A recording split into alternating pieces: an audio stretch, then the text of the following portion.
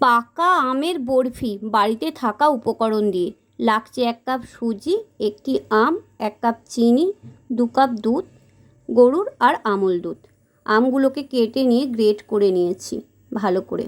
তারপরে কড়াইতে তেল দিয়ে দিলাম, সাদা তেল দিয়েছি, তার মধ্যে 1 কাপ সুজি দিয়ে দিলাম। সুজিগুলোকে ভালো করে ভেজে নেব, হালকা লাল লাল করে ভেজে নেব।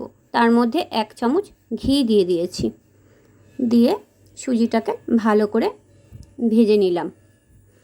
যখন লাল লাল হয়ে এসছে তার মধ্যে 2 কাপ পরিমাণের দুধ, গরুর দুধ এর মধ্যে দিয়ে দিলাম, দিয়ে ভালো করে নাড়িয়ে নিয়েছি যাতে নিচেতে না লেগে যায়।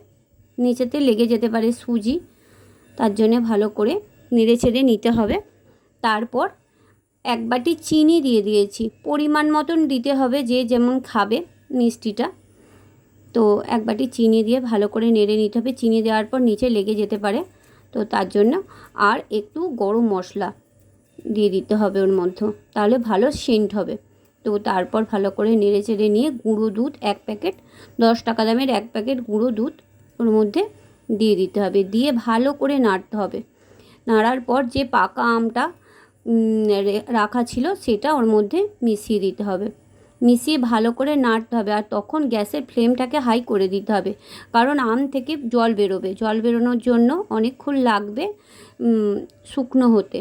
যখন সুজিটা পুরো কড়াইয়ে ধরে ধরে আসবে তখন একটি পাত্রে ঢেলে নিতে হবে, তার জন্য কিন্তু সমানে নেড়ে যেতে হবে।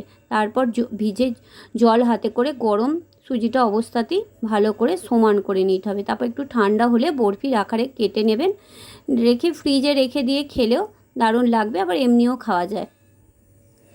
খুব সুন্দর হয়েছিল।